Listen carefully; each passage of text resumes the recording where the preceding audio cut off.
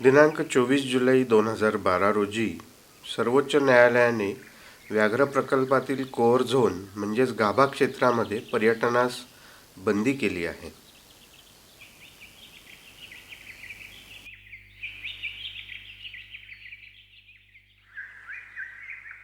व्याघ्र प्रकल्पाचे दोन मुख्य भाग म्हणजे कोअर झोन आणि बफर झोन. या बंदीमुळे किंवा या निर्णयामुळे खुद्द जंगलावर आणि जंगलावर अवलंबून असणाऱ्या खेडूत आणि आदिवासींवर खोलवर आणि दूरगामी परिणाम होऊ शकतात. काय असतील हे परिणाम ऐकूया क्षितिज मिलिंद गंभीर या निसर्गपुत्राकडून. उणीपुरी 20 वर्ष निसर्गामध्येच वाढलेला हा क्षितिज गेली 10 वर्ष निसर्गाचा अभ्यास करणारा आणि गेले वर्षभर बांधवगडच्या व्याघ्र प्रकल्पाशी निगडीत इको टुरिझममध्ये काम करणारा, प्राणीशास्त्रातील पदवी घेतल्यानंतर मानवशास्त्रामधील पदव्युत्तर शिक्षण घेऊन क्षितिजला निसर्ग आणि माणसांमधल्या नात्याची गुंफण खऱ्या अर्थाने उमगली आहे. सरकारने टायगर रिझर्वमधल्या कोअर झोनमध्ये न फिरण्याचा जो निर्णय घेतला आहे त्याच्याशी मी अजिबात सहमत नाही. त्यामुळे खूप गोष्टींवरती वाईट परिणाम होणार आहे. एक तर तिथल्या लोकल लोकांवरती खूप मोठा परिणाम होणार आहे. तिथल्या लोकांची अर्थव्यवस्था आता पूर्णपणे टुरिझम बेस झालेली आहे. त्यामुळे जर तिथलं कोअर झोनमधलं फिरणं बंद केलं तर ॲज इट इज पर्यटक तिकडे येणार नाही. त्यामुळे तिथली अर्थव्यवस्था पूर्णपणे कोलमडेल. आणि जर का ती कोलमडली तर नवीन रोजगारासाठी त्या लोकांना सर्वात सोपा उपाय म्हणजे वृक्षतोड करणं किंवा जंगलातली प्राणी पक्षी मारून त्यांना बाहेर विकणं हा असणार आहे. त्यामुळे सरकारने हा निर्णय घेऊ नये असं माझं स्वतःचं तरी मत आहे. ज्या जंगलात वाघ राहणार तिथे त्याचं भक्ष्यसुद्धा असायला हवे. वाघाचे भक्ष्य म्हणजे हरणं, डुकरं, भेकरं यासारखे प्राणी जे गवत आणि झाडपाला खाऊन राहतात आणि हे त्याच जंगलात आढळतात. म्हणजेच घनदाट जंगल आणि ओला चारा देखील हे या त्या जंगलातील वैशिष्ट्य आहे.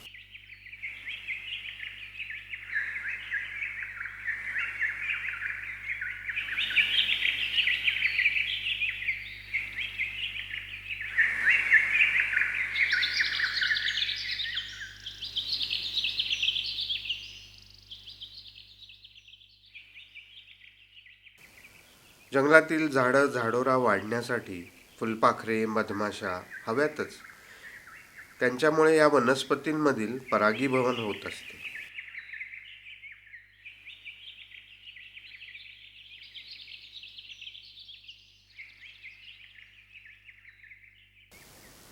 पक्षी, प्राणी, माकडं बिया जंगलभर पसरवतात.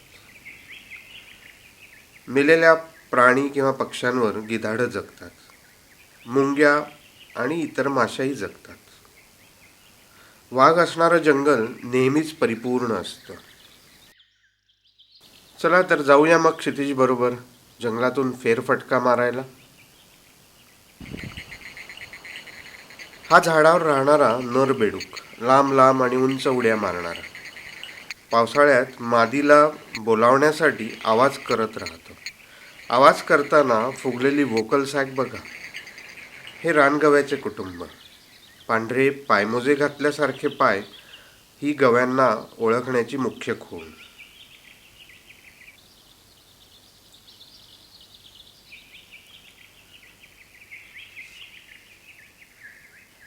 शेकरू, जायंट स्क्विरल, घनदाट जंगलांमध्ये सापडणारा हा प्राणी.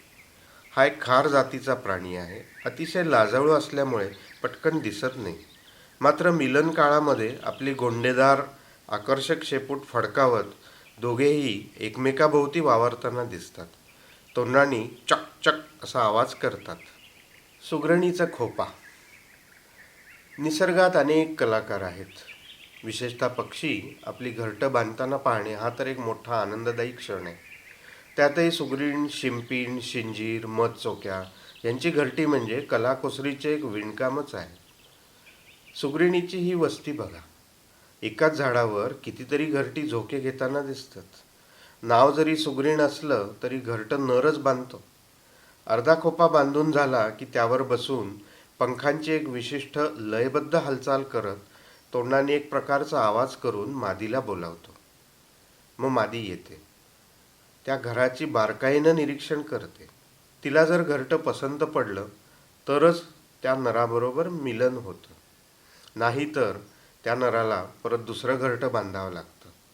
जोपर्यंत तिच्या मनाजोगं घरटं तयार होत नाही तोपर्यंत ती त्या नराला जवळ येऊ देत नाही. एकदा का एखादं घरटं तयार झालं आणि ते त्या मादीला आवडलं की मग पुढे मिलन होऊन अंडी घातली जातात. त्यानंतर त्या घरट्यांना बोगद्यासारखं जे प्रवेशद्वार आहे असं ते दोघं मिळून बांधतात. पिल्लांचे संगोपन देखील दोघं मिळून करतात. मोराचा पिसारा. साधारणतः मोराच्या एका कळपामध्ये एक नर आणि सुमारे 7 ते 10 माद्या असतात. पावसाळ्याच्या सुरुवातीला हा नर पिसारा फुलवून आणि केका म्हणजेच मियाव हा आवाज करून मादीला आकृष्ट करण्याचा प्रयत्न करतो. पिसारा एका लईमध्ये फुलवला आणि मिटवला जातो. पिसारा फुलवल्यानंतर मधून त्याचा थर्र असा आवाज येतो आणि ही कंपनीही जाणवू लागतं.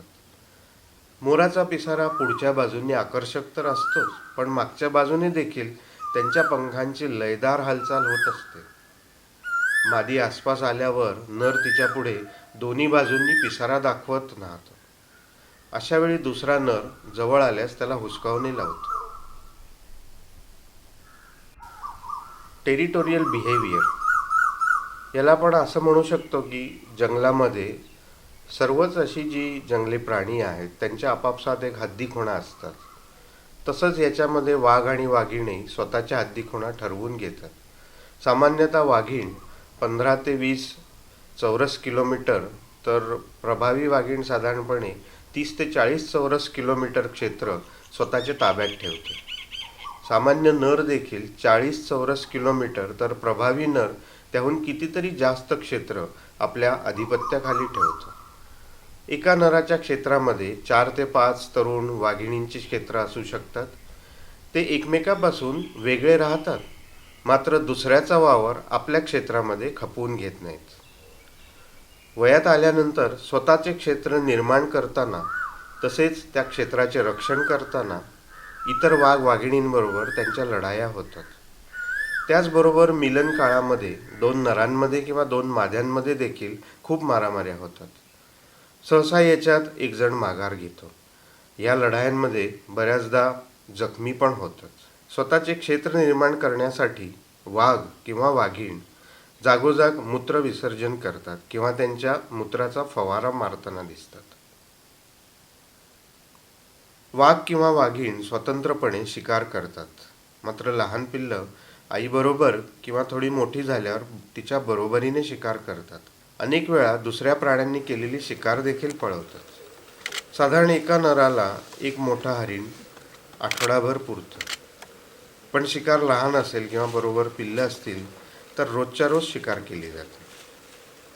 वाघाने केलेले शिकार काही वेळा कोल्हे किंवा तरस याच्यासारखे प्राणी किंवा बिबटे पळवतात. या शिकारीवर अनेक प्रकारच्या मुंग्या, माशा, किडे, गिधाडं आणि मांसाहारी पक्षी देखील ताव मारतात. कधीकधी बुरशी उगवते आणि शेवटी फक्त हाडांचा सांगाडा शिल्लक राहतो. केलेली शिकार विशिष्ट क्रमाने संपवली जाते. सर्वप्रथम मांसल आणि मृदू भाग खाल्ला जातो आणि त्यानंतर इतर. Alarm calls. साधारणपणे धोक्याचा इशारा असं आपण ह्याला म्हणू शकतो. पूर्वी राजे महाराजे निघाले की अल्बकार पुकारा करायचे. वाघही जंगलचा राजा.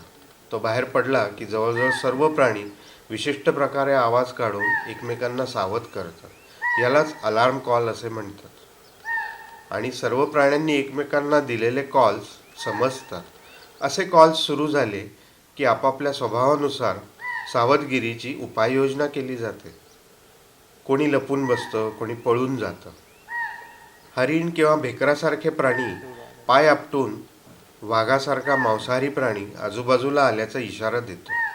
साधारणपणे कळपाचा मोरक्या असा इशारा देतो. जंगलात वावरणाऱ्या माणसांनी देखील हे अलार्म कॉल सावध करतात. आजूबाजूला दिसणारे पावलांचे ठसे, झाडावर दिसणारे नखांचे ओरखडे, विष्ठा याकडे आपण लक्ष ठेवले पाहिजे. वाघांच्या या मित्राला सध्या वेगळीच समस्या जाणवू लागली आहे. सुप्रीम कोर्टानं जंगलाच्या कोर झोनमध्ये जाण्यास पर्यटकांना बंदी केली आहे.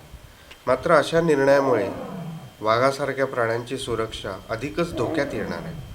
प्राण्यांची शिकार वाढण्याची पण शक्यता क्षितिज व्यक्त करतो. वाघांमुळे जंगल परिपूर्ण असतं असं म्हणतात. अन्नसाखळी त्यामुळे नियंत्रित राहते.